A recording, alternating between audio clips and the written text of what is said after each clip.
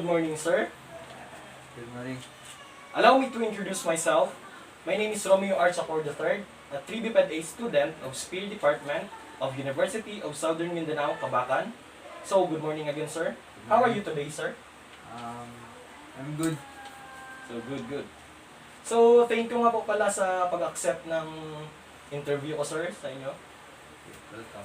So, before we go to the interview questions, let me share to you first some brief explanation about motor control and motor learning, which these questions or topics are based on. So first, motor control is the regulation of movement in organisms that possesses a nervous system. Motor control includes reflexes as well as directed movement. To control movement, the nervous system must integrate multimodal sensory information and elicit the necessary signals to recruit muscles to carry out a goal. Next is motor learning, refers broadly to changes in an organism's movements that reflect changes in the structure and functions of the nervous system. So sir, let's continue with the interview. So here's my number one question. Please describe a typical day's activities in your job before pandemic. My typical activities before pandemic is after I graduated at the University of Southern Mindanao. It's very busy because there's a lot of activities Yes. like trainings, no? Drills. Yes.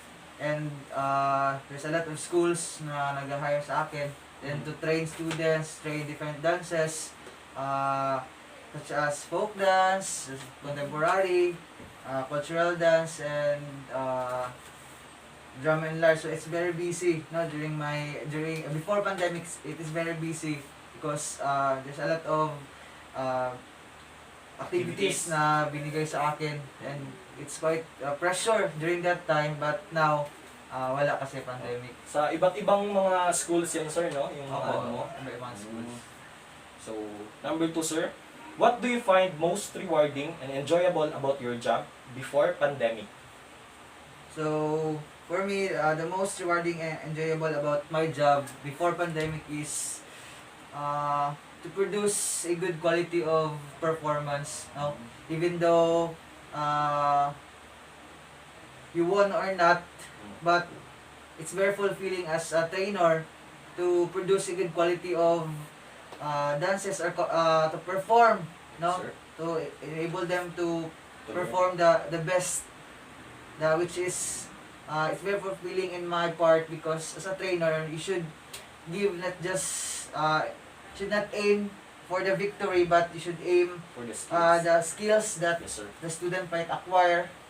So it's very important that you should not focus only on the achieving the goal of becoming a champion, but a goal of developing students. So that's it. So, thank you for that. Sir, meron po akong additional na questions about dun, sir. Yes.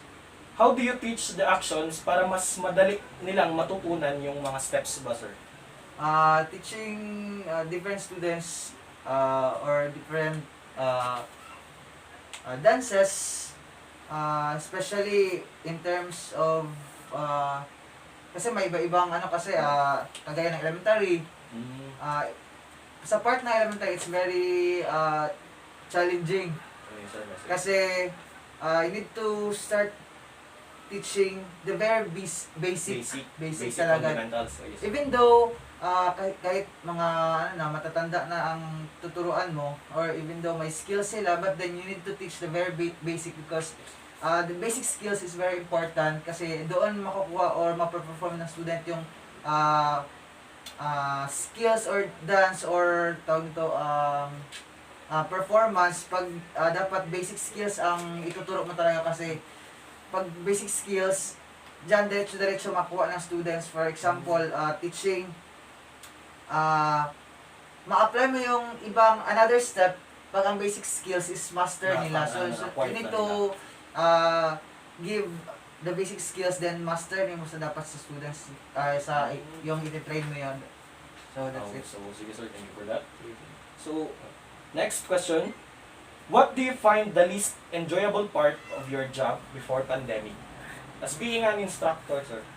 So, the least enjoyable part of my job before pandemic is siguro yung after the contest or after the training. So, Yes. it's very hard as a trainer na kasi you're already engaged sa students, especially when I was teaching at the Mlang Elementary School, no? I was there Merong 5 months, connection 5 months siguro, yes, the connection. The connection. Siguro, yun, yung pinakamahirap at saka, kumbaga, parang ano ka sa kanila ba, parang ma-miss mo sila. So yun, least enjoyable siya para sa akin because hindi, mahirap ang magbitaw sa Lalo na- estudyante. Lalo na yung mga bata is very sweet. Good. Naka-create na ng Yes, connection. nag-create na ng connection and na-build na yung ano ba, friendship, Oh. something like that. Yes, sir. So, additional question, sir. Yes. How can you handle the different attitude of your students, sir? Handling different attitude, no, as a trainer and also as a teacher, or even though you're just as a temporary na tao ka lang, handling attitude is very hard kasi iba-iba yung mga estudyante mo, iba-iba yung tinuturuan mo. Then you should i-deal mo lang sila na ano, dapat marunong kang makisama as a trainer. Then you need to be ano talaga, as in Passionate. yes, passionate about teaching. Kasi pag wala kang passion about teaching or training students or training dancers or different activities, wala. Kasi pag dapat as a trainer, kumbaga para kang rubber na Flex. ma-stretch talaga yung patience mo, masubok yung patience mo. So, that's it. You need to deal with the students na iba-iba yung mga kanang attitudes. Especially elementaries talaga. Kasi ang hirap.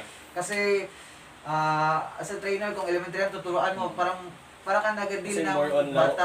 laro. Dapat marunong ka makibagay sa kanila. Hindi ka lang as a trainer, naging strict ka lang palagi. No. Kasi pag laging strict ka, makikita ng students na wala, matatakot lang sila. Then, yun, masisira yung grupo.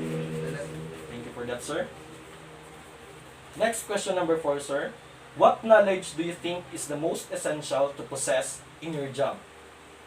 So, the most essential na knowledge na dapat is siguro yung basic skills na dapat i-apply mo talaga. Yung basic skills, then the background of the dance or Literature. the literature itself. Then, yun, basic skills because it's very important. Kumbaga, kahit saan ka mapunta, kung hindi mo master yung basic, then the rest of the steps, hindi mo siya ma-apply ng tama. Kasi lalo na ngayon, sir, yung mga ibang mga instructor, nagagaya na lang sa YouTube. Bali, hindi na nila tinitingnan yung mga basic skill or fundamentals. At YouTube na lang, video na lang talaga direct. So hindi siya ma-proper na execute. So, thank you for that, sir. Number 5, how much of a role does the teaching of motor skills play in your job? Teaching of motor skills is, syempre, it's very important because it's movement kasi yan. So, dapat, alam mo yung, dapat mag-look back ka rin sa mga, syempre, mabalik din yan sa basic skills kasi yung motor skills kasi dapat, kumbaga, alam mo, then dapat master mo din. Siyempre, yung basic skill, ipa-apply mo yun sa students mo or sa gina-trainingan mo para, kumbaga, malaman nila, then ma-execute pa rin nila ng maayos yung steps, ma-deliver nila o kumbaga, mahatag sila sa ilang best as a performer. So, yun. So as being an instructor, sir, you must also possess the proper way talaga, yung Yes. parang skill mo talaga, para mas madali mong Yes, it's maikuha very sa important because ngayon, sa panahon ngayon, di ba, kung as a teacher ka or as a instructor ka, pag hindi mo alam yung, pag hindi mo feel yung tinuturo mo at saka alam ng estudyante mo na hindi mo alam, kumbaga ma-underestimate ka nila. So, it's very important na as a trainer or as a teacher, alam mo talaga yung kung ano yung skills na tinuturo mo. So, yun. So, thank you, sir. Number 6, how do you describe your now in your specific profession?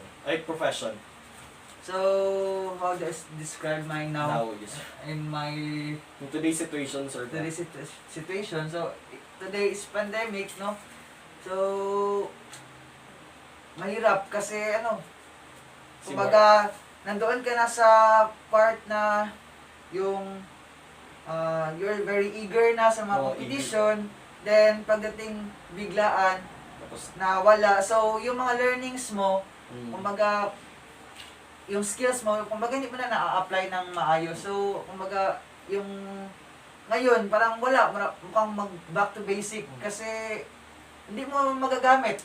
So, ilang taon na yung pandemic, so, na-postpone yung mga plans mo, yung mga gagawin mo dapat, then the rest of the activities na, yun, dapat nakaschedule na sana, but then, Na-cancel. na-cancel. So, yun. so as you said sir na na hindi mo na magagamit. So ngayong pandemic sir, ano po yung mga mo, mga kumbaga yung mga ways mo para maano pa rin yung mga skills mo sir? Siguro, I'm into dance yung field ko, then, I'm just doing dancing, like, sila. TikTok, then, TikTok, oh yes sir. siyempre there's may competition na rin man na online, then, Online. So mas pwede din, naganood ako ng mga naganood lang ako ng tapos mga, gaya-gaya lang sir. naganood lang ako ng gaya mga ng contest, steps. ng mga past contest, then, tinitingnan ko, then, gina-observe ko, as knowledge na rin for, kumbaga, sa susunod, kung magiging okay na yung panahon. Thank you sir. So last question sir. For a current student of motor learning, what do you think is the most important information for me to acquire?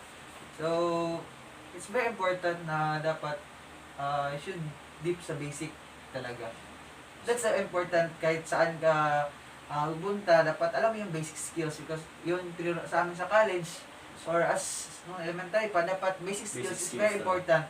Although basic siya, but it plays very vital role sa lahat ng mga gagawin mo. Kasi, pag hindi mo alam yung basic, punta ka doon agad sa maganda higher quality of skills na gusto mong i-apply, but then, hindi mo siya yun. Kasi mahirap pag nandoon ka na sa part na gusto mong ituro na ganito. Kumbaga, kung gusto mo mag-teach ng something, ng mga dances, huwag ka diretso mag-apply doon Sa sa mga mahihirap na the difficult part, but you should go back sa basic basic. skills. Kasi doon pa rin yung nakakonekta yung mga mga mahirap na steps. Babalik talaga sa Yes. sir. Kasi pag doon ka directly ka mag go sa difficult steps or difficult na mga moves, then ikaw pa rin yung mahirapan as instructor or as a trainer kasi hindi nila makukuha agad, then babalik ka pa rin sa basic. So that's my advice for you Sige. if you're going to teach dances someday sir. or after pandemic, then maybe. So, thank you for your time sir and ideas. Marami pa ako natutunan sa ideas mo kung ano ang maaaring gawin or paano ba magturo ng mga bata sa ng mga steps. So, thank you for that, sir. You're And- very welcome and thank you for allowing me Pasensya na sa sharing my my knowledge and ideas na It's my- siguro magagamit mo din or ma-inspire yung Yes, sir. Thank you for that, sir. you. Thank you. Welcome. After the interview, I was very pleased about the answer he had given me because it made me realize the importance of being passionate in teaching or instructing motor skills.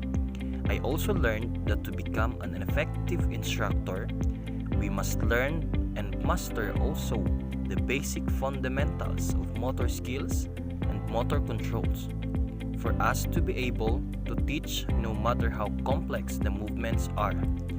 I am also inspired and encouraged of what he accomplished to pursue this profession.